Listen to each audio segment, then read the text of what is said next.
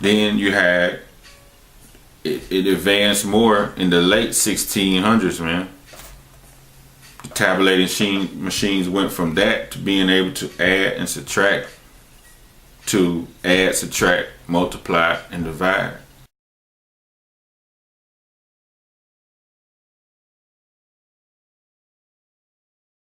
So it's that technology was advanced, man. Tabulating machines, man. Keeping track of people, man. Keeping account of people, man. That's what it did. Then it advanced in the 1800s to a guy named Charles Babbage, man.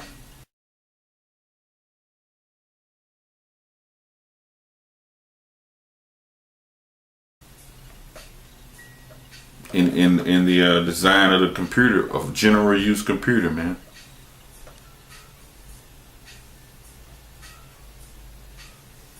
So, man, these Edomites, man, this is their kingdom. So those advancements in technology were allowed by the Lord, man, to come through those certain periods of time to be able to put this technology together all the way up into today, man. The microchip. And the how do you store this information? Today the information is not being stored on tabulated machines. It's advanced so from the times in Herman Hollerith. It advanced so much from that time, being when IBM Hollerith was dealing with his tabulating machines were more advanced than the rest, man. You know, right here it says like Hollerith. If you look on there, I'm gonna show you Hollerith right now.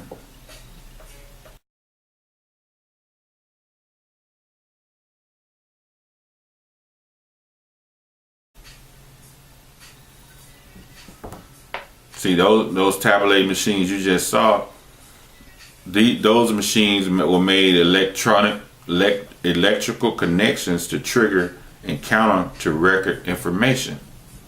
It was more electric than the rest. A key idea was the data could be coded numerically, which he issued that patent in 1889. It says he worked at the U.S. Census Office. Hollerith came up with the art of compiling statistics, a method of compiling statistics which consisted in recording separate statistical items pertaining to the individual. These inventions helped Herman Hollerith with constructing a machine that would later be used as a prototype for the microchip. And Hollerith, he started his own business in 1896, the late 1800s. He founded the Tabulating Machine Company, right? Which, when I'm reading this information, it says, which was used by, like he said, worked for the census office. So now we know what the census office do. They go around trying to keep track of the people, putting a head count on the people.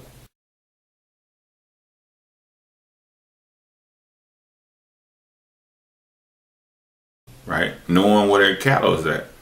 It says most major census bureaus around the world lease his equipment. These inventions were the foundation of the modern information processing industry. The Census Bureau, established by the Act of Congress, March 6, 1902. It says census, the Latin for census is census, to excess, meaning count your slaves. So that's what it's all about, man. Counting your slaves, keeping track of your cattle, your stock, man. You know, it says Hollerith changed the name 1911 Computer Tabulating Recording Corp, CTR. You probably seen that before.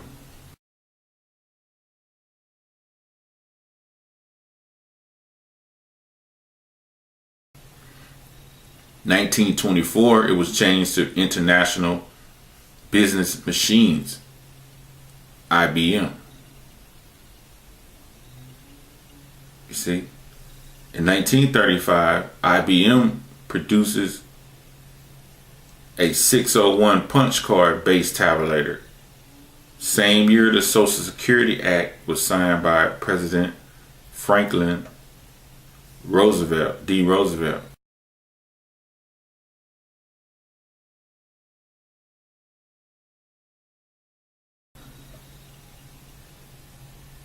USC Title 42, Chapter 7, Subchapter V11, 901. That's when you start having the Social Security number come in. That was the advancement of those tabulating machines, man. Is to give you a Social Security number. 1935, enduring a New Deal. At that particular time, they knew, man. They knew what they were doing. These Edomites, man, they're so wicked, man. That was them making everybody get Social Security cards. So if you live in America, man, it's a 98% chance you have a Social Security card. That's why they look for these people who don't have them. And they call you illegal aliens, man. You're not being accounted for. That's like you have a big pasture of cattle and one is wandered off into the woods. Don't nobody know if you don't have that brand, right? If you wander off before that brand get put on you, nobody knows where and who you belong to. You know, they're not branding you on your back no more. So that's why if you look like you don't belong here, they'll ask you for your Social Security card or they'll ask you for a driver's license. That's your brand. That's your mark. You know. And it says that the Social Security number, when that card come out, it merely was a way of tracking individual slaves electronically. These tabulating machines, along with the Social Security numbers, were the start of the creation of the microchip. So this was the start, man.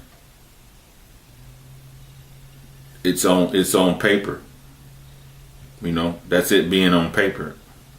A card that you carry around. And that number is kept. It's kept in a secret location in Brussels, man. On a big mainframe machine, man, called the Beast.